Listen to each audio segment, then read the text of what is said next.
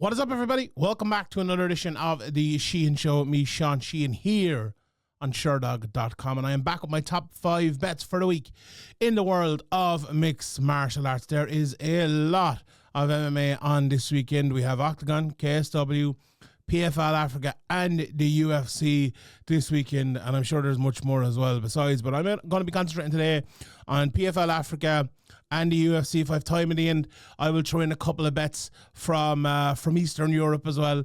But let's get straight into it because lots to talk about this week. Before we get to this week, let's review last week. And we had a 50-50 week last week. 2 bets hit, 2 didn't, and our flyer didn't even happen. So the flyer was Walker via submission in round 1 at plus 450. That fight didn't happen, unfortunately. The 2 losers we had, one was Jonathan Denise. That was a bad bet. He got dominated by Pinto, and the other one was very unlucky, Alvarez via TKO KO. Some would argue he did win via TKO KO, but that didn't hit. Then we Charles Oliveira at minus 105. You know, looking at how that fight went, and I think I said it last week, that was a crazy price, and I think that proved correct. And then we had the Figueiredo Jackson fight to go to a decision at minus 160. So that hit as well. Not a bad bet at all.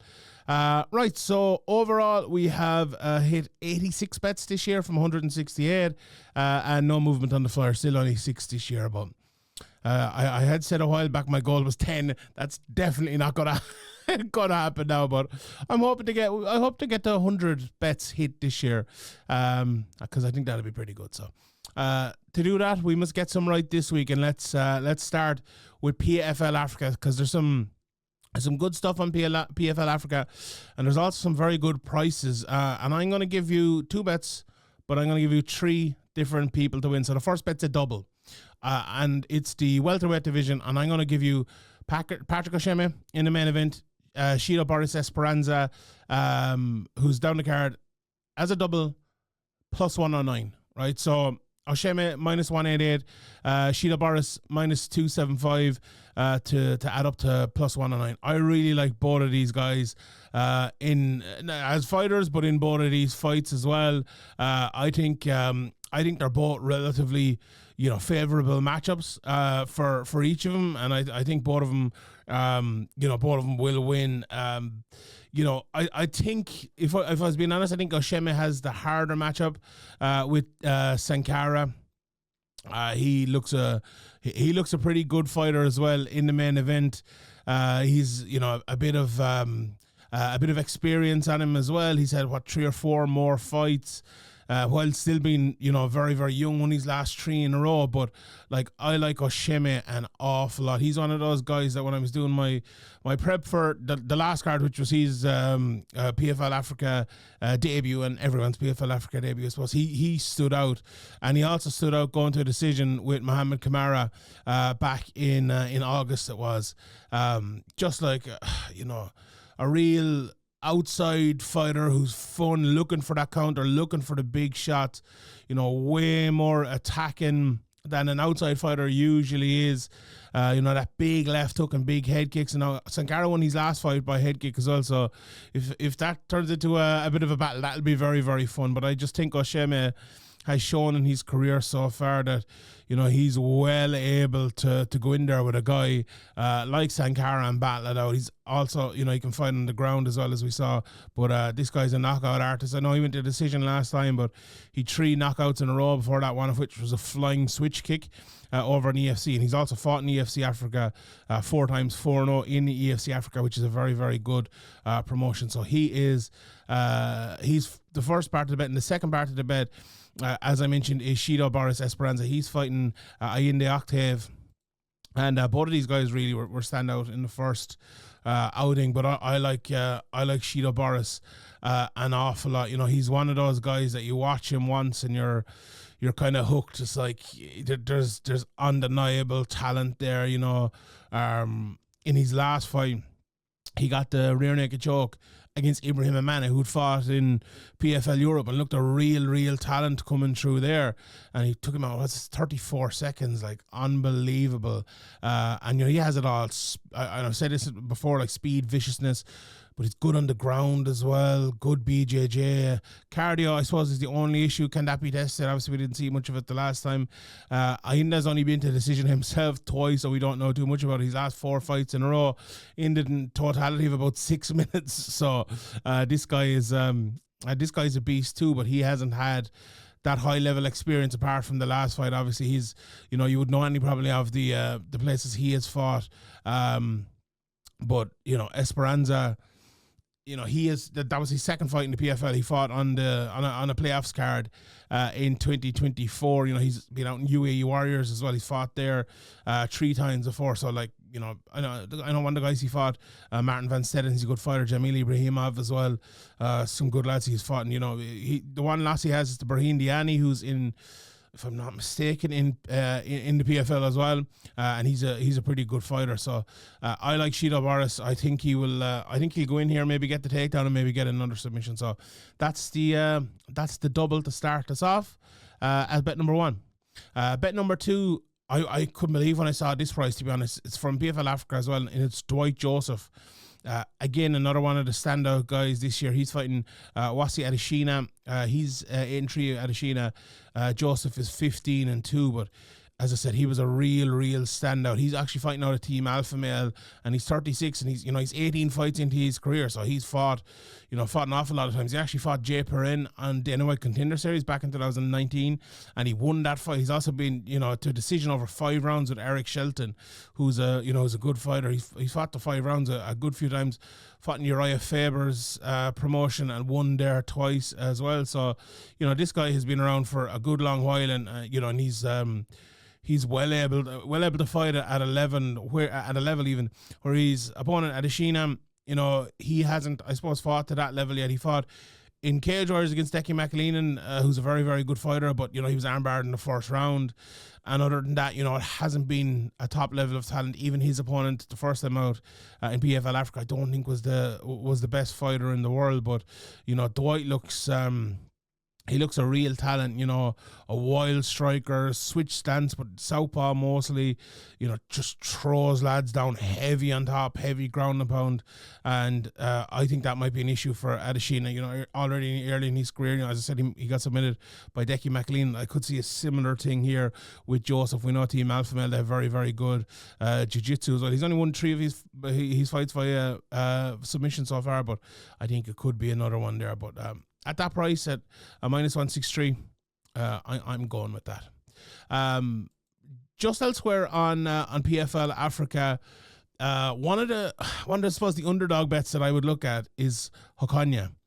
He's fighting Nkasi Ndembele, who's a big favorite. Okonye's plus 250 in some places. Now, he beat Franz Malambo last time out, and if people know Franz Malambo, he fought at a pretty high level, and he's beaten some good guys, very close to beating Ricky Banderas one time as well. I'll be honest, I like Ocheme at that price. I definitely go for him at that. The heavyweights, like this Clark and Nana fight as well.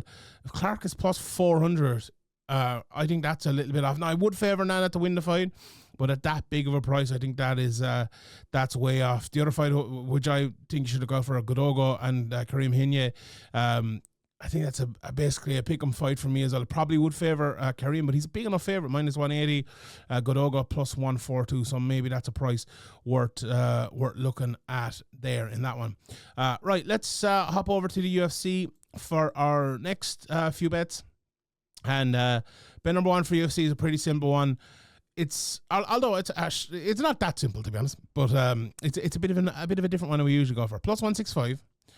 Holland and Malott fight, either fighter to win via submission. So I was kind of looking at this fight fairly closely. I went back and I watched bits and pieces of both of them, and it might be a bit of an unusual reasoning why I'm going for this one to end via submission. But the reason I think it's going to go via submission, end via submission, is that both lads are really good when the fight goes to the ground, right? I asked my phone there, how many times has Mike Malott got takedowns in the UFC? And it says 2. Now, that would normally put you off of going for the submissions, but how many submissions does Mike Malott have in the UFC?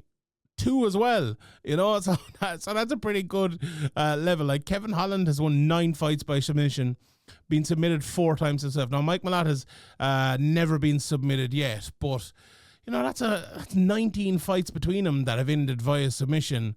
These lads, Holland got knocked out by Roman Dolidze in 2024, but like that's the only time he's been knocked out all the way back to Wonderboy in 2022. But he's had about 10 or 11 fights since then, and like the last time he got knocked out before that was never, was it? Was that? I think that was the only time he was ever knocked out. Was he only knocked out twice ever? Twice ever. That's correct. So he's not a guy that gets knocked out that often. Okay, Malott has been knocked out a couple of times. Neil Magny, and early on in his career as well by Hakeem Daouda, 2014 outside of the UFC. So one knockout in 11 years. Is that enough reason for you? I think this will be a fight mainly fought out on the feet, but I think it'll go to the ground at some stage, and it could be after a knockdown, it could be after something like that. Someone will jump on a neck and there'll be a submission there. I love the price as well, plus 165. And so I was looking at this fight, the over fight to go to decision, but like you look at Holland. Okay, he's been to 13 decisions in his career, but what is it, 29 times? Quick maths there. He's finished a fight. And Malott as well. What, he's 13 fights out of 14 have he's been to decision once and won. Been to decision once and drew. Never lost a decision. It's only 2 decisions in his whole career. Yeah, I like the submission there. Plus 165, and either guy to win by submission. So, and the last of the 4 bets that I'm going for before we go to the flyer, I'm going for Aiemann Zahabi at minus 130. Let me just get you the most up-to-date price on that now. Minus 125 now. Best price here I'm just looking at against Marlon Vera. Now, people listen to this podcast an awful lot. You probably know I'm maybe not Chito Vera's biggest fan. Like, he's a good fighter, and do you know what I'm a big fan of? I'm a fan of the way he fights and wins rounds, but I think that's going to be very hard against a guy like Aiemann Zahabi, who is very good at winning rounds. His last 3 fights in a row, all unanimous decision wins. Basharat, Munoz, and Aldo. 3 very good fighters. Obviously, some more so than other. And for Chito Vera, he has lost 3 of his last 4, only beating Pedro Munoz, who was, I suppose, a little bit over the hill.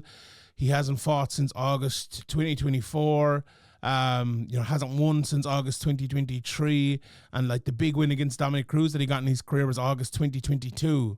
So, and I know Chito's 32 and Aiemann Zahabi is 37 and it'll be 38 in a month's time. But one is older in terms of fight age. It doesn't always work that way.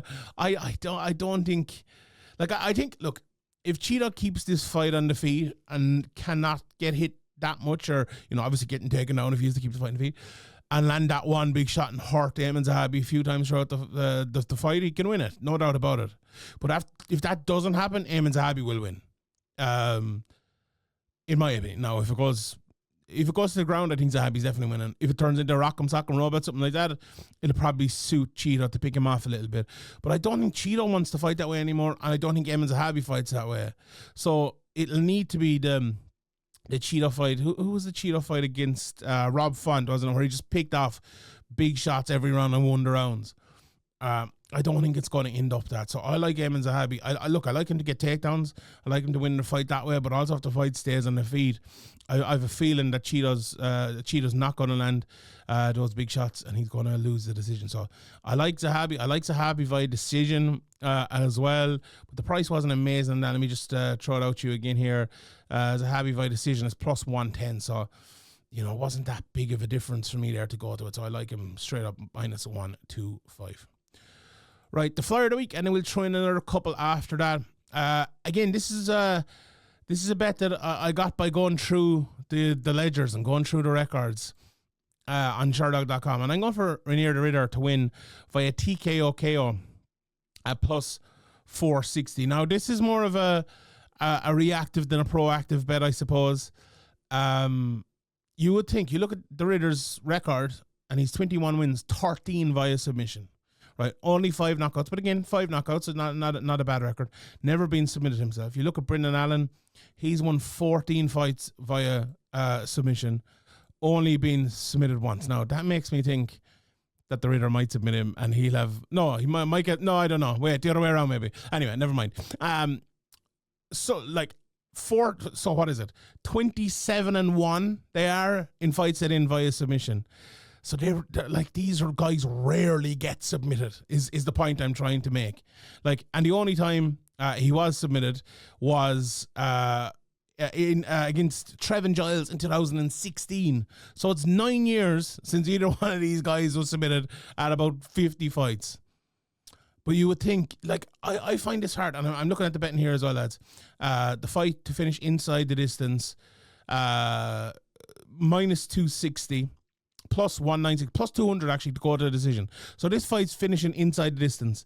These guys don't get submitted, so what's it going to end via? Knockout, right? Is Brendan Allen going to get the knockout? Now, if Brendan Allen was any higher in the betting than plus 175 is the biggest price here, I'd be going for him. I think he has an underdog chance here, but I'm not going for that. I think this fight is going to finish. I don't think anyone's getting submitted. I think the Ritter's going to win. Put all that together, and you have the Ritter plus 460 to win the fight. Right, those are the top 5 bets.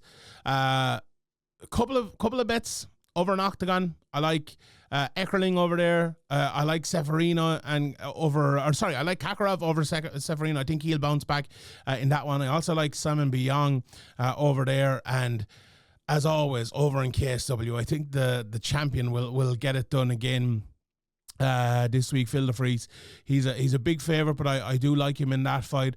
Rafael Hartag also a big favourite. Put the two of them together and you have a nice little double there. But that's it for this weekend. Thank you very much for tuning in. Let me know your bet for the week in the comment section below, and until next time, we will leave it there. My name is Sheehan for Sherdog.com, and I'll see you all next time.